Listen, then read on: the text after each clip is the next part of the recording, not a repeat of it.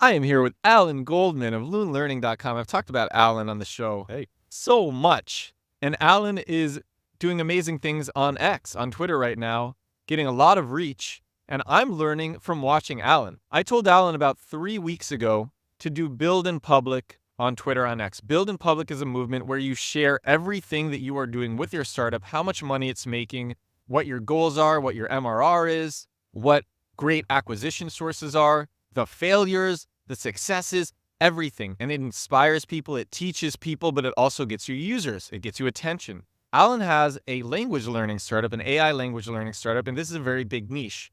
And so Alain's doing Build in Public on Twitter, on X, and I think your niche is so big that there will be a crossover of people who like Build in Public on Twitter and X, and people who want to learn a new language, or people who want to switch from Duolingo or switch from Memrise, or people who aren't using an AI language learning product and they see Alain's Build in Public content and they're working on apps themselves and they want to learn a new language and they're like, I'm going to try Alain's. I like his stuff. And Alain is getting so much reach that I wanted to have him on the show to talk about the things that he's learning about Twitter and X.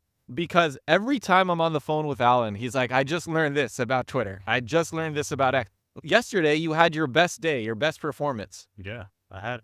So how many followers on Twitter do you have right now? I think I have about 220. And how long ago did you start? I started about 10 days ago. And so yesterday you had your best performing tweet. Yes. So you have 220 followers. Yeah. And how many views did the tweet get? The tweet that I had yesterday got 6.5 thousand impressions, which is really interesting. And I actually went to the top of trending inside of Build in Public. What is Build in Public in terms of because it's a community on... It's community on X. It's for sharing your progress, showing all the ups and all the downs in your project, which is something that was hard for me to get used to. Usually, if I have a business that's making money, I keep that thing private. It's only for me or people that I know. And usually I would just tell this stuff to Edward in private. And he says, you know what, the way you form the conversation, the way you talk about it, it would really be good for Build in Public. I bit the bullet, sort of got rid of that anxiety and started posting there. And I've been seeing pretty decent success. I've been getting a lot of views to my website. And one interesting thing that I found that someone posted on there was that every time you comment on a post on X, you get 1.9 views to your page, to your Twitter profile. So I treated every tweet or every repost or any message on Twitter like an advertisement to my profile. So I created a call to action within my avatar to say follow. I simplified my name. I went and got a blue check mark, and I have all of my information in my bio very succinct and clean. And then I went out essentially recruiting. I went out going to people's pages, going to people's tweets, engaging with them, and trying to provide as much content so they see my profile and then they're enticed to follow. And yeah, that's what got me pretty much 170 followers in pretty much about 10 days. And it's been exponential. So first I started out 1 or 2, but I think the last day I got 30 or 35. It seems like X sort of ramps you up once they see that you're doing well in engagement. And I think I'm only going to grow exponentially from here. And the way I treat it is that I treat it like, I don't know, fishing. There are some messages that I use for general questions or general engagement. Then I usually try to get a person into my profile and give them a choice. Give them something that they can help me with and something that they can learn. Because once that happens, they feel that they're involved in my process. So, for example, I was toiling over whether I should have, this dashboard or another dashboard. And instead of just keeping that internal, wondering about that myself, I posted it there. Then I engaged with designers intentionally on their pages. And then they went out and checked out my page, saw that post at the top, and then commented on that. And that's how I sort of grow. I sort of have to break it up into 3 things. 1, a choice on my own page. 2, engagement on other people's pages. And 3, a very low level, easy question. So what's your SaaS built in? Or what is something you wish you could have done at the beginning of your business? Something that's very general and sort of like a top of funnel situation. And then I have a bottom of funnel on my page. I don't know if that's the proper way of using it, but that's the way I see it. You get people to your page and then people see the link in your bio. You have a link in your bio. and then people click and then go and view your page and see if your product is a product that they wanna F with. Yeah, pretty much. So you started just doing hashtag build in public, which is what people do when they're sharing updates to their company. Like build in public is huge. Peter Levels, super famous build in public person. Mark Liu, super famous build in public person. Literally the biggest build in public person is Elon Musk. Elon Musk does build in public. True. He shares updates with all of his companies. And like that is build in public. That is giving people a sense of momentum from seeing what other people are doing. I personally love build in public. My handle on TikTok is build in public. I started my daily videos because I wanted to do build in public on Twitter, on X, and I was finding that it was taking too much work because I was doing it wrong. I was finding that it was taking too much work, and so I thought that maybe doing it on TikTok would be less saturated, and it was. But I had been doing it wrong because Alain is growing really fast. One of the ways that you get people to check out your build in public content is you just use hashtag build in public. Lots of people search Twitter and X for hashtag build in public. I want to know, and you were doing that at first. Are you still doing hashtag build in public? No, only because there's a community for that and there's stricter rules. Also, I find that people pay attention to the community more than the hashtag at this point. So I just stick to the community. How did you get into the community? You could just join. It's an open community. Go to communities, search build in public, and it's pretty much there. Did you have to get accepted into the community before you could start posting? No, they just have some rules about posting that you have to follow. I'm not sure what the exact rule set is. Just keep it on topic, pretty much. You told me that people either want to see like two things, and maybe there's more to this. You said they either want to see like a new customer for the day, or they want to see you're testing different things in your app. The number one thing that gets people enticed is money coming in, because not everyone has money coming in on their business. And there are a lot of people that want that feeling. So they sort of live vicariously through you. And I feel like that's the following that you give. That's why they come. So they live vicariously through you. And also you have to make sure that you give them something they can also participate in. It's not enough for them to just watch you. You have to give them the choice of something. Then they feel like they belong in the company they're involved. That's how you get a real follower. And what I tend to do is if someone engages with me, the same rules are in reverse. So if someone engages with me and they provide me a lot of content, I sort of trade with them. So I follow them for sure. I tell them that's why I follow them. And then I see if I can provide them with any value. And hopefully I can. I go to their page. I see what they're doing. I click on their links. And you have to remember that this is a community, right? We're all working together. So I have to provide value if I want to retain that person as a follower of me. I thought yesterday was cool because you didn't have a customer yesterday and you're like, okay, I don't have a customer, so I can't share that. So you made a comparison of two dashboards within your app and you didn't share a customer update. So if you're listening and you don't have any customers, this is what Alain did. He didn't have a customer yesterday. So he shows two dashboards in his app, basically conversion rate optimization, testing different dashboards. And he says, like, I think he just said, which one do you like better? And then that was your best performing post ever so far. And what's interesting is that I didn't actually get a solution. Everyone was dead split in the middle. There was two options, A or B. I had a post a day prior or a couple days prior.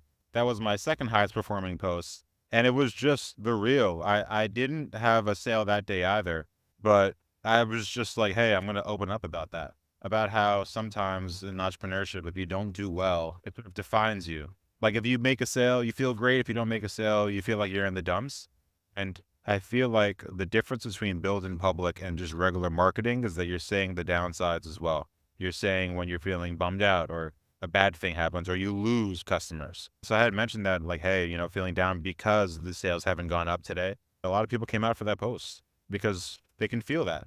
And they were like, hey, you got this. Don't worry. And I got a lot of comments on there too. So really, it's heavy on the community aspect. And you have to remember that build in public isn't like you're a publicly traded company. It's not a highlight reel. It's not Instagram. This is the real reel. It's telling them exactly how it goes, ups and downs. Something that I really like about build in public is everyone who's in the community are pretty prolific in terms of sharing stuff, whether that is their own updates or things that they have learned from other people or cool products that they discovered. And so if you have a product that is applicable to somebody else in the community, that person might have a blog, might have an Instagram, might have a TikTok, might have a YouTube, might have a popular Twitter of themselves, and they might share it just because they think it's cool, and that's what the community does. Yeah. And something that I said to Alan, so Alan right now, I really believe Alan's app is going to make a lot. Another reason why I'm very bullish on your app is because I've talked about Sensor Tower. It's sensortower.com. Mm-hmm. sensortower.com in the show, which shows you it's free. You don't even need to log in with your email, and it will show you how much money any app is making. And Alan is constantly looking at other AI language learning apps that are making hundreds of thousands of dollars a month. And to quote you, they are trash. Yeah. And I looked at them myself. They are trash. And Alan's app is lunelearning.com. Alan's app is beautiful. lunelearning.com.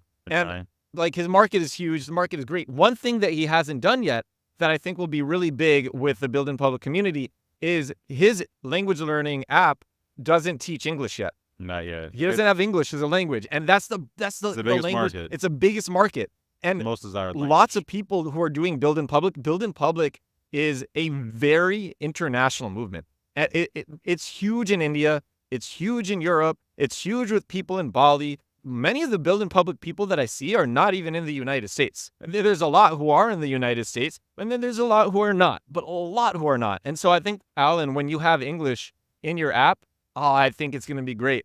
Yeah, it's pretty much 75 to 80% of the market is English. And it's something that, as an American, I should have realized. Because as an American, where it's like, what language would I most want to learn? What language do Americans most want to learn? And not realizing that everyone actually wants to learn English across the world. So yeah, I have to amend that. But there's an interesting question. It's like, I know I have to add English, but then what does the base language become? Is the base language then Spanish? Is the base language then Chinese? Or is it that if I'm teaching English, I now have to support every language as the base language? It's a curious question. I don't know the answer. Maybe you guys could tell us the answer.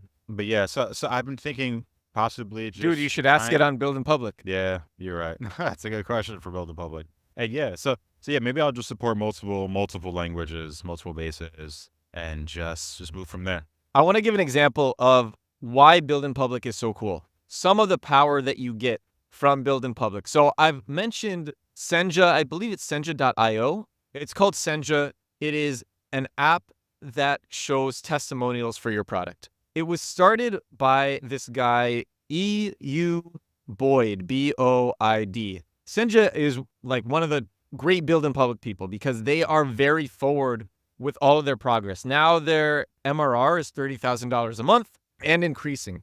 But there was this crazy thing that happened because the creator of Senja is Nigerian. Being from Nigeria, it's hard for him to go to other places, to get a visa to go to other places. Even though he's making $30K a month, it's still hard for him to get a visa to go to other places. And it's hard for him to have a payment processor that's reliable. He had Stripe, and randomly Stripe stopped serving him. They did it without warning and without telling him why, and just shut down his account on Stripe. And so he made this long thread on Twitter, on X, about how hard it is being a Nigerian founder. He's been doing Build in Public for years. He has all these resources in terms of social capital of people who have been looking at his stuff. He had a bunch of followers, people who were inspired by him, people all over the world. So Stripe randomly stopped serving this person. He puts in this thread about how hard it is being a Nigerian founder, using Stripe as an example, and then saying like he can't even go to the UK where he has tons of customers, can't even get a visa to go to the UK. Puts together this long thread. Because he has a pre-existing audience, it goes viral. It gets, I think, 1.2 or 1.6 million impressions. Not only does he get Stripe back the next day, he's getting a visa now to the UK and to travel and to leave Nigeria and to go wherever he wants. His followers, who have been inspired by him, they have a bunch of resources. They didn't even know it was a problem for this person. And now this is getting taken care of because Build in Public is a great movement. If you inspire people, they want to do stuff for you. The Build in Public community, I think, is very, like I said, prolific. It's huge. And it's composed of builders and doers and people who get stuff done. And that's why I like this community so much. Alan is one of these people. I'm watching Alan crush it with Build in Public, and I personally am learning a ton. I actually wanted to ask you about one other thing. You're learning a lot about running ads to your app. What are some of the top things that you learned running ads to learn Lune Learning? Well, I guess for everyone else, it might be pretty basic to people that are running ads. But I mean, one thing, it comes down to metrics and it comes down to, interestingly enough, trusting the algorithm that already exists. So, a long time ago, you would actually target the demographic that you're looking for and then say, this is the demographic I want. And then you would move forward from there. Actually, you have to just trust the algorithm that TikTok and Meta have discovered. So the best way to get a low cost per install or cost per acquisition is if you just give the algorithm a broad generalization and just let it run for 2 weeks and really test the creatives. I find that creatives that I thought would do really well do poorly and vice versa. So having a massive number of creatives and letting the algorithm do what it does best seems to be what does well. And especially interviews, things that feel natural. Because at this point, everyone's sort of So interviews as videos interviews that you're using for your for ads. your ads. Yeah. At this point, like contrived things that are made up that feel fake, people just don't resonate with anymore. And people are resonating with real experiences, real lives, You might not even need to do all the fancy cuts or edits. Just something very basic could work really well. Making sure that you hit the pain point properly and giving them a proper call to action means the most. And that's the stuff that I'm learning so far. And also I'm learning that Android app installs are worth nothing. It seems like when you get an install on iOS, it's worth 10 times the value compared to Android. How has that changed the way that you're doing marketing? Well, I mean, yeah, it's not even worth the effort for me at this current point to market towards Android users. I'm just going to market towards iOS users. I don't know if it's because iOS users are trained to purchase more. Maybe they're more spendthrifts than Android users. You're in a community of other app developers. Have other people in the community express this sentiment? Oh, yeah. So much so that they actually don't even have Android apps. That's crazy. I think all of them just have iOS apps. It's not worth the extra effort to get a developer to make sure your app works on Android. I mean, I'm using React Native, so it's easy for me. But even still, it's not worth the effort across the board to have Android because there are some additional bugs. It is easier to program a React Native app on iOS for some reason.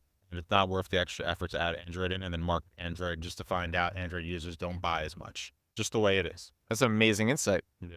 Unfortunate. Lastly, okay, I had this brilliant idea for a series of videos that Alain can do on TikTok and Instagram that he started on today. So I put up a video about Ryan Reynolds' take on storytelling. This video is almost at 1 million views.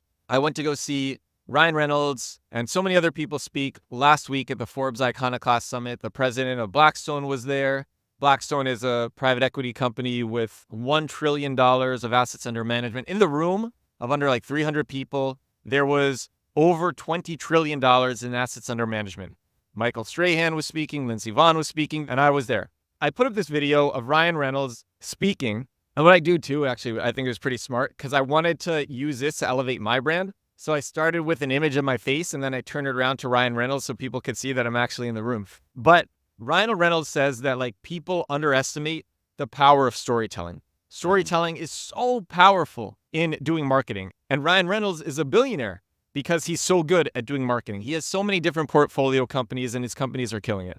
And it's not just because he's famous and he's promoting these companies. He knows how to tell a good story. If he was famous and he was making bad ads, people wouldn't care. People wouldn't care. So it's about storytelling. Duolingo, I've been a power user of Duolingo for a while. Duolingo, I think a year or two ago, they started working on something called Duolingo Max, which is their AI language learning solution. Duolingo Max is over 4 times the price of normal paid Duolingo. Normal paid Duolingo, I think, is $7, and Duolingo Max is $30 a month. And Duolingo Max is supposed to show you why your answer is wrong and like what you should do different. But it doesn't really do a very good job of that. What actually did a great job of that was a feature of Duolingo called Forums. Forums was user-generated comments explaining answers in Duolingo. Super popular feature. People loved forums. I love forums. I learned so much. I was learning Russian at the time, then I was learning Polish, then I was using it to reinforce my Spanish because I've been traveling a lot. And I would look at it and understand the meaning behind sentences, the meaning behind conjugation so much. And then Duolingo killed it. They removed this feature to push people towards their more expensive solution that didn't work well. They IPO'd and they pushed people towards this feature that doesn't work well, but that would make them more money. And they removed this feature that was actually useful. And then here we have Alain. Alain has an AI language learning startup.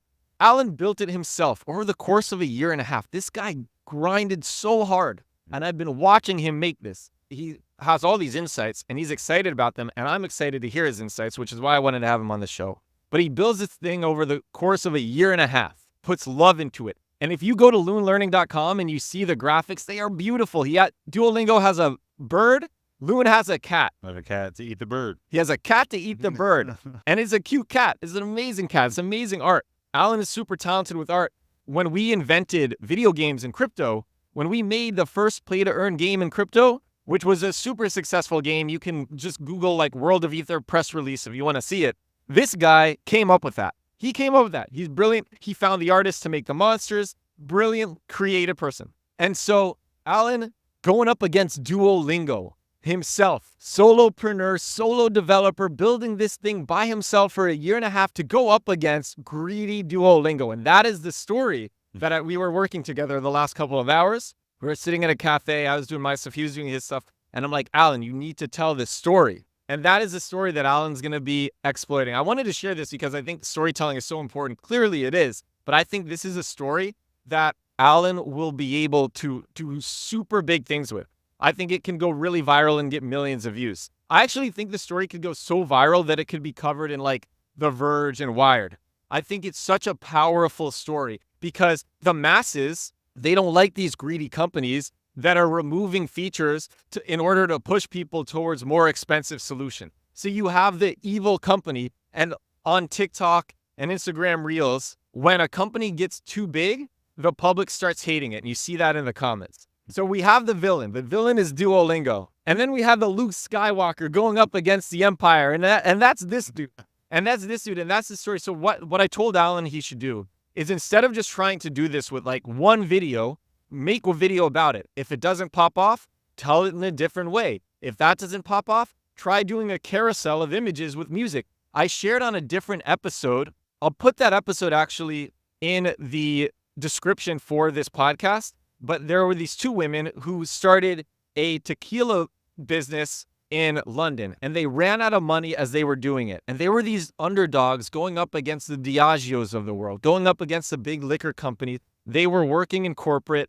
They didn't have that much money, but they were funding this with their paychecks and with their savings. And then at the last moment, right before their launch, they ran out of money. And so they had to do this super humble thing, and they went to influencers' doors with their tequila to hand deliver it to these influencers. And this was such a personal, authentic gesture that when they launched their tequila, the influencers, all of them, all 30 of the influencers posted about the tequila. And that got them started on a positive upward spiral. And then what they did is they told this story with a series of images and very positive music on TikTok. It was super positive music. And you see these images of these two women starting and slowly making the tequila, delivering it to the influencers in these nice packages, then having that be successful, scaling little by little, just scaling and scaling to where they are now. And now they have like several lines and they have cans, they have all these different things. They just got investment.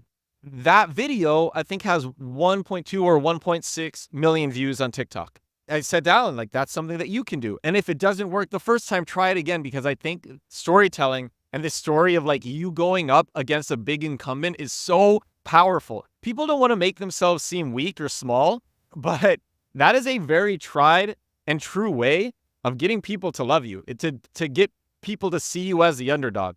And make sure I do that. Yeah, I'm very hyped for this guy. Very happy to have him on the show. Thanks. We are recording this from the South Street Seaport in Manhattan. Brooklyn is over there. The Brooklyn Bridge is to my left, right there. And it is a lovely day here in New York, New York. I'm here for another week. And let's enjoy it. And then I'm out.